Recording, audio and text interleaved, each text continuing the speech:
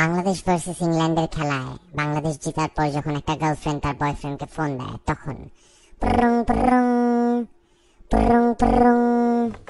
জান দেখছো দেখছো আজকে বাংলাদেশ কেমনে খেলা জিতছে দেখছো? হ্যাঁ দেখছি তো, ফেসবুকে তো স্ট্যাটাস আপডেট দিছি, দেখো নাই? দূর রাখো তোমার ফেসবুক। রুবেল কি খেলছে দেখছো? আল্লাহ কি যে সুন্দর খেলছে, আর কি যে উইকেট নিছে। তুমি কি আমার থেকে বেশি ক্রিকেট বুঝো নাকি? খেলা তো শিখাইলাম তোমার আমি। ক্রিকেট খেলা দেখছো জীবনে? সারাদিন তো মেকআপ আর ফেসবুক নিয়ে বসে থাকতা। ক্রিকেট খেলা দেখাই শিখাইছে কে তোমার? দেখা ক্রিকেট কি তোমার জন্য দেখছি নাকি? ক্রিকেট খেলা তো দেখছি হ্যাপির কারণে। ওই যে রুবেলকে নিয়ে কি কি করলো, তারপর তো এই যে রুবেলকে দেখার জন্য এই খেলাগুলো দেখলাম। কি যে ভালো খেলে। ও এখনো টিম জিতেছে দেখে এখন ওরে ভালো বললা?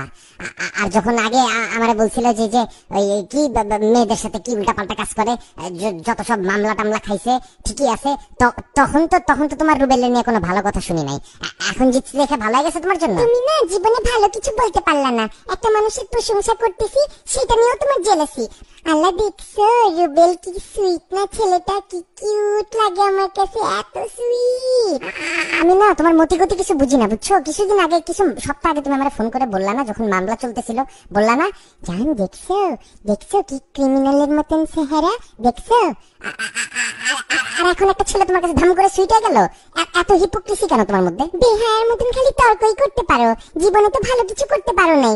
রুবেলের যদি 1% তোমার মধ্যে থাকতো তাহলে তো আজকে আমার কপালটাই খুলে যেত। ফালতু কথা কম বলো বুঝছো। রুবেলের মতন 1% যদি আমার আজকে করাইতে হয় না, তাহলে যাও আমার নামে অন্তত একটা মামলা দিয়ে আসো আগে। জীবনে তো এটা তো করতে, একটা তো ভালো কাজ করতে পারলাম না, সারাদিন তো ফোন করে খালি আমার নামে বদনামি করো। একটা মামলা দিতে পারছো আজ পর্যন্ত আমার নামে? একটা মামলা দিয়ে দেখো না, একটা মামলা দাও, খালি দেখো জীবনে কি করতে পারি, কয়টা মানুষের কপাল খুলে।